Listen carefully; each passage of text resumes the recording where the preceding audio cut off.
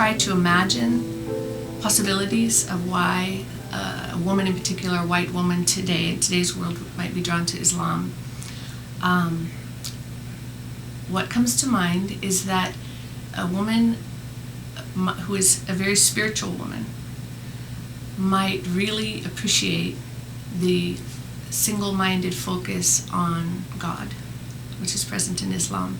My family was really religious while I was growing up. My mother is one of those people that she just naturally has a lot of faith. Like, she can just understand things that other people struggle and try to understand. Like, I don't know how to explain it. She's just a very religious person, whereas my father was one of those people that he went along and he tried to understand religion. He tried all these different religions, and he never got the basic concept of any of the religions, which is a belief in something larger than yourself.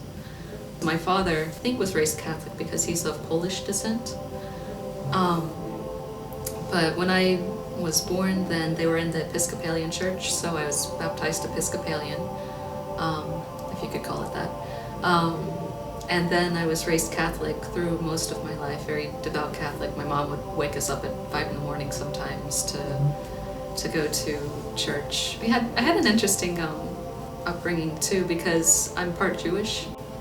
Well, my great-great-grandfather came here from Eastern Europe, and he wanted to hide the fact that he was Jewish and an immigrant, so he was kind of, I guess you could say, a closet Jew. And thus my great-grandmother never knew everything that came about with being Jewish, so she ended up marrying a Christian, and there's a big family falling out there. But because of this, then my father decided to bring some of the Jewish tradition in. So during Easter, we'd also celebrate Passover as well. Honestly, when my parents divorced, it was a very, very brutal, messy divorce. Like, some people they just understand as adults that we don't work together. My father wasn't one of those people. And at that point, I was still very religious. So as a little girl, I wanted to be a nun when I was like 6 years old. And so I kept praying, like, just make him stop, like, make him act like an adult. Kept praying and praying, and it got worse and worse and worse. And so finally I just said, you know what? Nothing's being answered, so obviously there's nothing out there. But I still had that foundation in me, because at the worst points in my life, then I would still pray. I started exploring other things as soon as I said, pretty much as soon as I said no to Christianity, or Catholicism.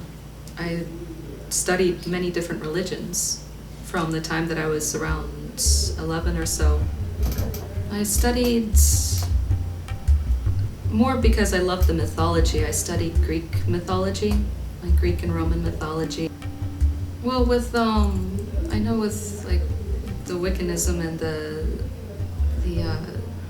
mythologies of the Greeks and the Norse and the Romans, for me it didn't seem right. I started meditating.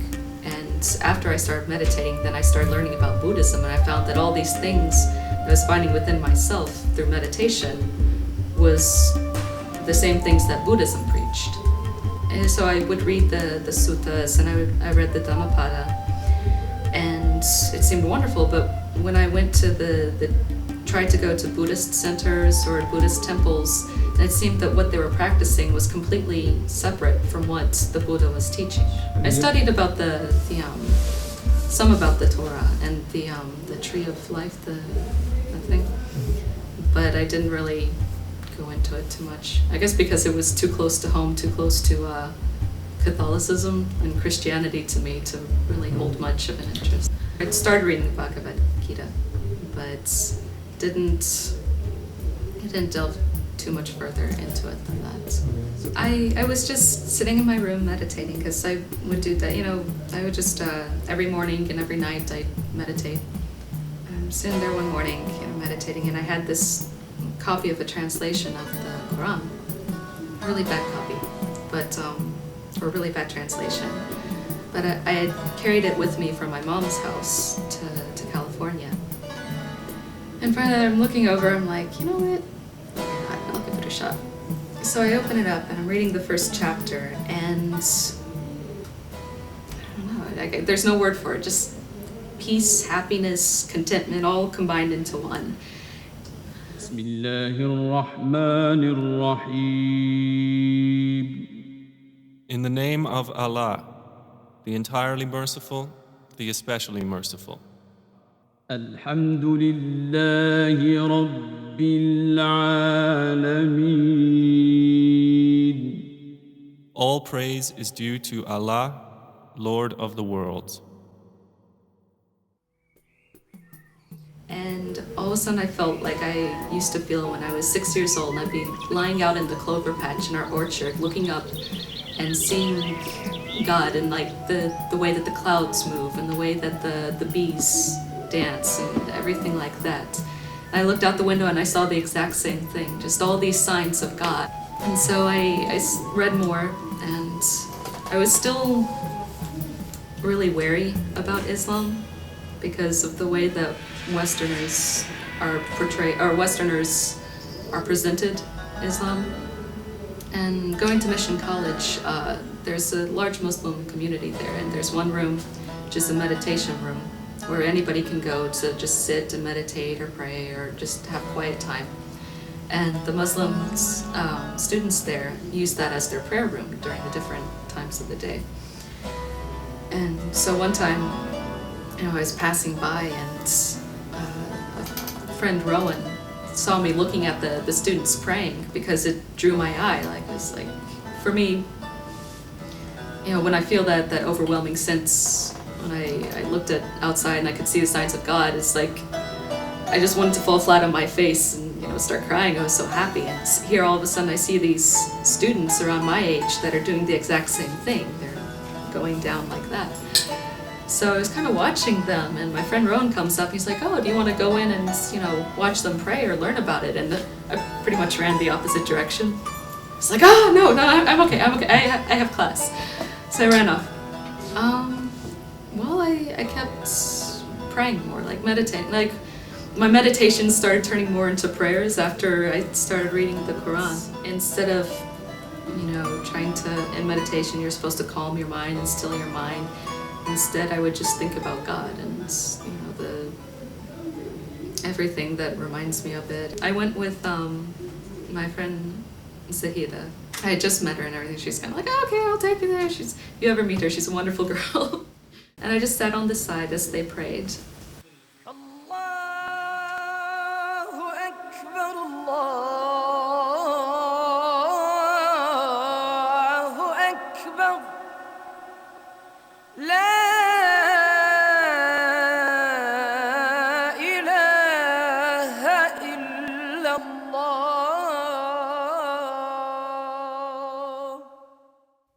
I don't understand Arabic. I'm starting to understand more as I go along. But sitting there on the side and watching this communal prayer where everybody, praying is a very personal act. But you have something that's so personal, but at the same time is communal. Because they're all touching shoulder to shoulder. They're all doing the exact same thing. And so they're sharing this extremely personal moment amongst themselves. And that it touched me. And then to suddenly hear the words of the Quran, I started crying. It moved my heart. It was even more powerful than seeing the works of God everywhere. It was actually hearing the words of God for me. Actually, after that very prayer, I asked Zahida to start teaching me how to pray.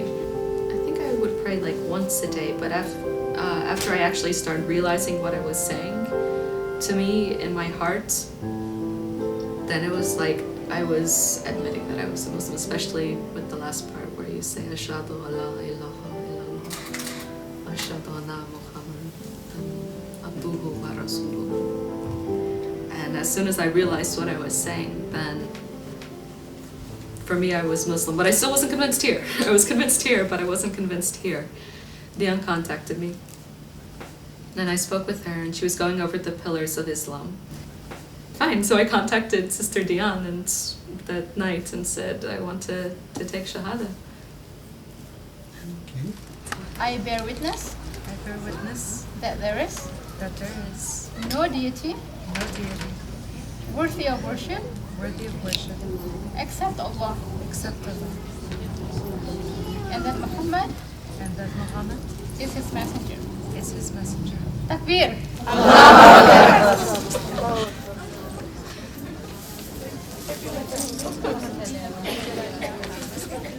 Now you go ahead and meet everybody.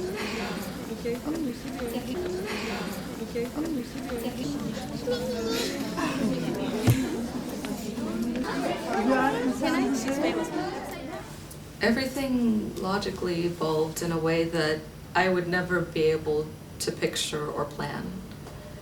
But it's also a little difficult because there's conflict with my aunt and my uncle. They're also open people. They understand my life is my life, but they don't agree with me converting to Islam. Like my aunt was driving me to the bus stop before I left. I asked her, I'm like, would you like to come to my Shahada? You know, I'd like it if you could. And she's just like, no, I won't come. My mother has seen me go through a lot of different phases, so she's a little bit wary, but for her, she understands that we both are worshiping the same God, and to her, that's all that matters. I'm going to school to get a degree in botany and toxicology, and I eventually would like to go to medical school. I'm taking EMT courses next semester so I can work my way through that.